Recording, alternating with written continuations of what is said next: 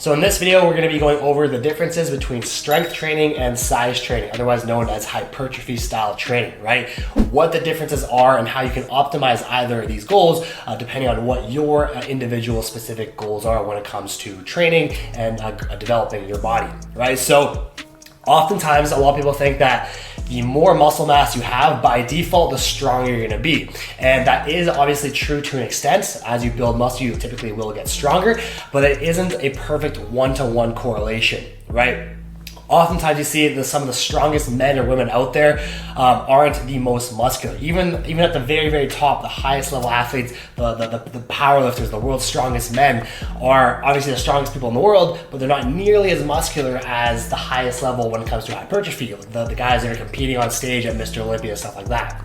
Right, and like I said, it's not a perfect one-to-one correlation. The style of in training is quite different between hypertrophy and strength, as we'll touch on in just a sec, and there is big differences between the two. So that's what we're going to be covering in this video, the differences between, again, strength and size when it comes to training in the gym. So we'll start off with strength training. How do you get stronger in the gym, okay? With strength training, the biggest difference between strength and hypertrophy is just a style of training, especially with compound movements. Typically with strength training style programs, you're doing a lot lower reps and much obviously higher weights, okay? Another big difference is your rest times are significantly higher with strength style training versus hypertrophy style training, which we'll touch on in just a sec. With strength style training, again, you're doing things like 3x3s, 5x5s, 3x5s, stuff like that where it's very high weight, 80, 90+% of your 1 rep max you're often training at, but again, much lower reps so you can actually move that weight. You can imagine you can't do that same amount of weight when you're doing 6, 10, 12 reps with hypertrophy style training. Okay, so with strength training, again, it's a much lower reps, usually 3, 1, 3, or 5 rep ranges, usually between 1 and 5, and the rest times between those sets is significantly higher, usually 3 to 5 minutes, oftentimes for like the bench press, the squat, the deadlift, things like that.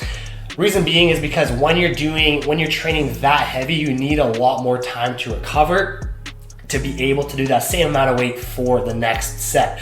Obviously, if you're doing like 90% of your 1 rep max on the bench press, you're not gonna be able to do that same weight 60 seconds later with your rest time. You need way more rest time to be able to move that same weight with sets 2, 3, 4, and 5 plus. So that's the biggest difference, I would say, is the rep ranges as well as the rest times when it comes to strength training. Another big difference between strength training and hypertrophy style programs is with strength training, if you're more of a power lifter, you're gonna be focusing more so on the big 3, right? The squat, the deadlift, and the bench, versus with hypertrophy, you're kind of doing every single muscle group multiple times per week. But primarily, again, if you're a power lifter, if your sole goal is to move as much weight as humanly possible, regardless of how you look or how much muscle mass you have, those are kind of the big 3 you're focusing on, the big 3 compound movements. And again, with hypertrophy style, you're kind of working every single muscle multiple times per week.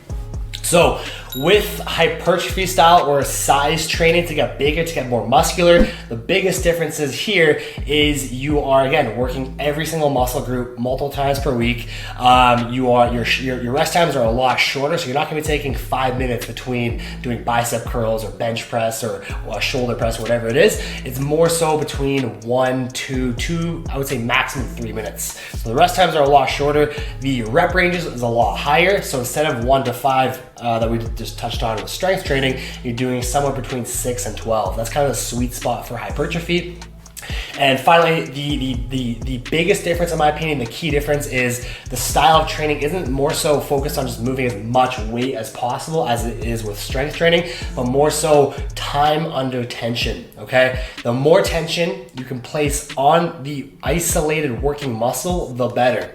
And the key is isolated working muscle, right? Again, with a bench press, you're kind of using your whole body to move as much weight as possible.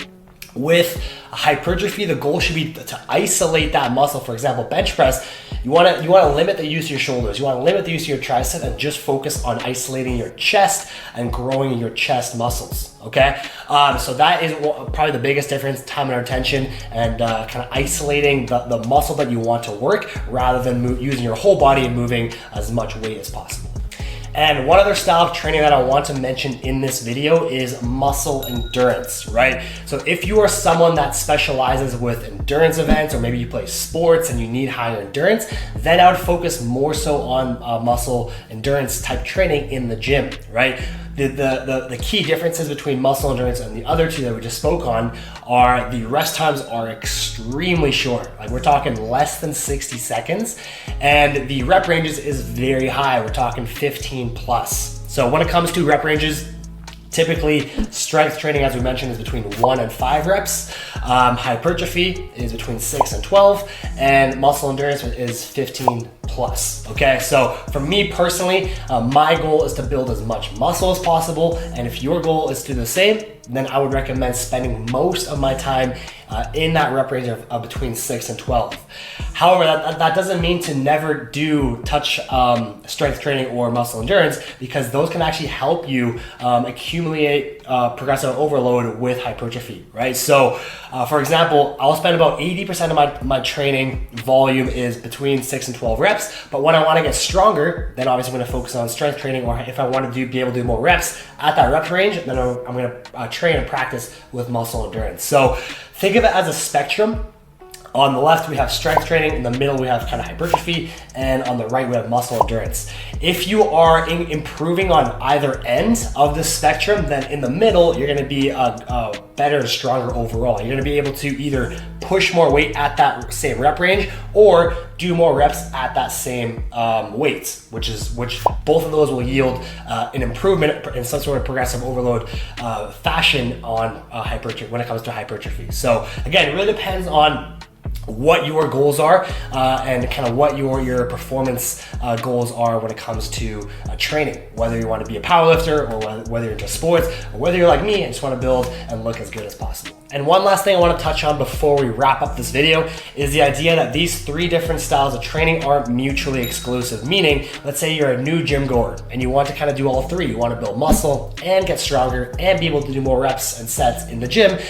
You are able to do so, right? If your goal, however, is to kind of optimize one of those areas, if you're a powerlifter or if you're an athlete, then obviously you gotta spend more time in that one vertical of training. But if you're an average gym goer or you're new and you want to improve on all 3, it is possible by applying progressive overload. This theory of progressive overload, I've touched on this in a few other videos in the series, but basically as long as you're applying one of the variables, there's 5 variables of progressive overload, then you will get stronger and build muscle, okay? These variables are: 1, adding more weight on a week-to-week basis. You don't always have to do more weight though. You'll get to a point where the weight's really high, your risk of injury gets higher with more weight, and maybe you don't want to always add more weight to the bench press or the squat, whatever it is. So weight is the most obvious one. There's also volume and frequency. Those two are good to apply. Being able to do more reps, more sets, or hitting the muscle more frequently, again, in that week. Those are 2 other ones. Another one is shortening the rest times. So let's say if you're able to do bench press and you take 2 minutes between your sets, being able to go down to 1:45 or 1:30, that's a form of progressive overload, because you're able to adapt and recover faster and be able to do that same amount of weight than when you started with, right? The last one is a little bit tricky to actually measure, but that is your form, or how fast you are going, how much control you have on your eccentric part of the movement, right? So the more control you have, the slower you're able to control the eccentric part of the movements, the better. Right? That means you have more control, and again, it's a little bit harder to measure that one, but those are kind of the 5 variables that you can apply to your training of progressive overload that will help you build muscle and build strength. So that kind of wraps up this video. Hope you enjoyed this video on the 3 styles of training: strength training, hypertrophy, and muscle endurance, and we'll see you here in the next video.